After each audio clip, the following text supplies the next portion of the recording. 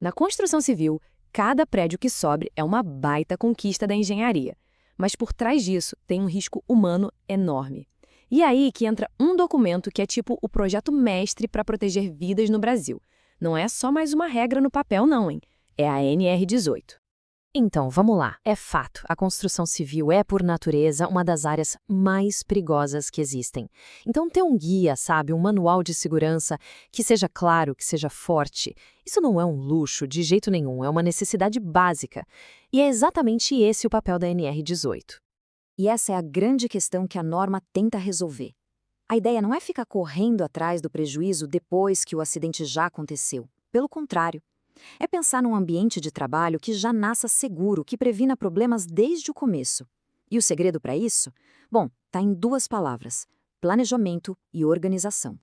Pois é, a essência da norma está toda nessas palavras aí: ordem administrativa, de planejamento e de organização. O que isso quer dizer na prática? Que para a NR18, a segurança não começa quando o primeiro tijolo é colocado. Ela começa muito, mas muito antes. É uma lógica totalmente proativa, de antecipar o problema, e não reativa. Agora, essa NR18 que a gente tem hoje não apareceu do dia para a noite, não. Ela tem uma história e foi construída num momento muito importante, um momento de muita colaboração. Vamos dar uma olhada em como foi isso. Olha só essa linha do tempo, que interessante. Ela conta uma verdadeira jornada, né? Começa lá atrás, com a CLT em 43, que deu a base de tudo. Aí vem a primeira versão da norma em 78. Depois, em 94, começa o processo para valer a revisão. Mas o ano que foi o divisor de águas mesmo, que mudou tudo, foi 1995. E aqui a gente tem uma noção do tamanho da coisa. Pensa só, 3.000 sugestões, vindo de mais de 300 entidades diferentes. Isso mostra que não foi uma norma feita numa salinha fechada em Brasília. Foi um debate nacional de verdade, uma construção coletiva. E essas imagens mostram exatamente isso. Elas mostram as pessoas por trás dessa mudança. A norma nasceu de uma negociação que a gente chama de tripartite, ou seja, sentaram na mesma mesa o governo, os patrões e os trabalhadores. E o objetivo era claro: criar regras que funcionassem na vida real, lá no canteiro de obras. E essa citação aqui, retirada da ata da reunião, meio que carimba essa ideia. Essa filosofia de discussão e negociação tripartite foi o que moveu tudo. Foi o que garantiu que a norma final fosse um espelho das necessidades e da realidade de todo mundo que está no dia a dia da construção. Beleza, mas então o que essa norma exige na prática? Dá para a gente resumir os princípios dela em 3 pilares principais. Vamos ver o primeiro deles.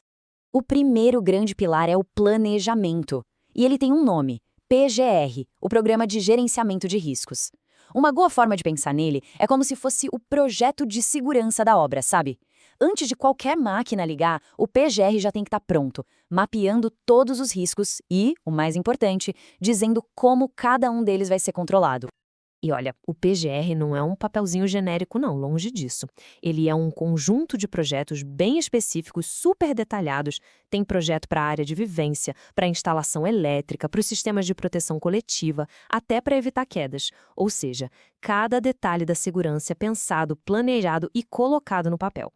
Bom, o segundo pilar muda um pouco o foco e olha diretamente para o lado humano, a dignidade do trabalhador.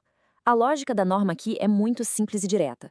Um trabalhador que tem condições decentes de trabalho é um trabalhador mais seguro e, claro, mais produtivo também. E quando a gente fala em condições decentes, a norma é bem específica. Estamos falando de coisas básicas, mas essenciais, como banheiro limpo, um lugar apropriado para fazer as refeições, ter acesso à água potável, fresca. É um mínimo, né? Condições básicas de dignidade que a NR18 fez questão de tornar obrigatórias em toda a obra.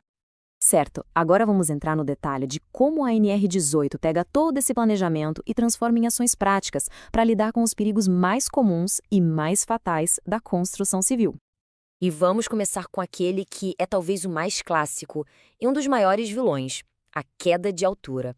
É um dos riscos que mais causa acidentes graves, infelizmente até fatais. E nesse ponto, a norma não deixa margem para dúvida, ela é muito específica. Esse número aí, 1,20 m, isso não é uma sugestão, tá? É uma medida exata, um padrão mínimo que não se negocia. É uma barreira física real, pensada para literalmente salvar vidas. Agora, outro perigo. Um que muitas vezes é invisível, mas que pode ser fatal: os riscos elétricos, especialmente em instalações temporárias de obra. A NR18, claro, também tem regras bem claras para evitar choques e incêndios. A estratégia aqui é criar várias camadas de proteção.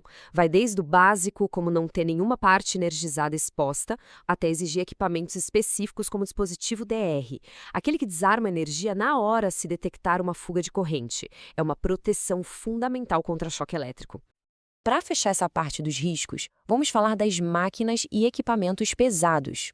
A gente sabe que a operação segura dessas máquinas é crucial para a segurança de todo mundo que está ali no canteiro de obras. E essa regra aqui é muito direta e, nossa, muito poderosa. Ela joga uma responsabilidade bem clara no colo do operador. Antes de ligar o motor, antes de qualquer movimento, ele tem que checar se não tem ninguém perto, embaixo, em cima da máquina. É um procedimento simples, mas que evita acidentes que podem ser gravíssimos. Mas a história da NR18 não para lá em 1995, não. Talvez o maior legado dela seja justamente a cultura que ela ajudou a construir. Uma cultura de diálogo, de conversa e de busca por melhoria o tempo todo. Aquele mesmo espírito de colaboração que fez a revisão de 95 acontecer continua super vivo. A gente vê isso nos congressos, nos seminários, nos fóruns que acontecem pelo Brasil todo. Eles mantêm o debate sobre segurança sempre aquecido, sempre se adaptando. Ou seja, a norma não é um documento engessado, parado no tempo. É uma plataforma viva. E no fim das contas, a reflexão que fica é essa. A NR18 deu uma base, um plano mestre muito sólido. Só que a construção civil não para, ela está sempre evoluindo. E o jeito que o setor vai usar as novas tecnologias, automação, inteligência artificial, vai definir o próximo capítulo dessa longa busca por um objetivo que é de todos: um canteiro de obras com zero acidentes.